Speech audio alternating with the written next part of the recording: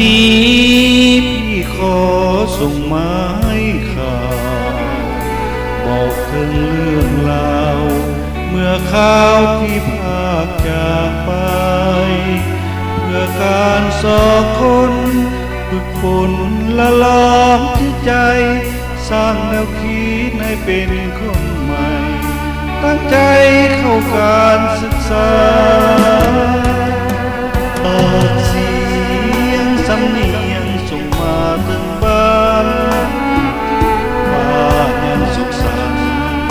ห้าวหาญเหมือนดังก่อนมาถึงอยู่ห่างไกลแต่ใจยังมั่นดอกนาอยู่ทางบ้านจงคอยตั้งหน้าสร้างสาอยู่ดีกินดีจากอะไรเศร้าใจเงียบเวียกของการศึกษายังข้างคาทางหน้าอย่างนี้ขอจงเพียรภาคเพียรตั้งมันให้ดีอยู่ทางบุญและอยู่ทาง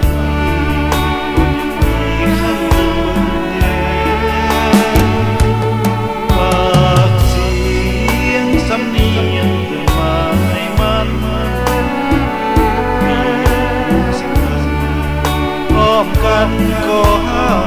สามแฟนทิ้งการศึกษา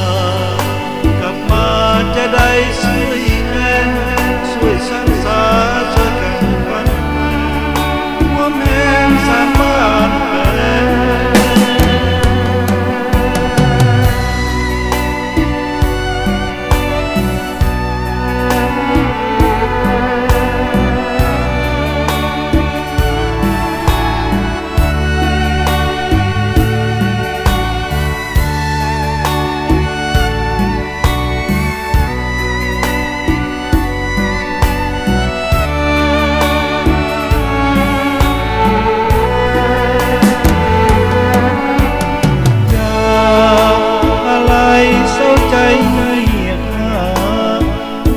ของการศึกษา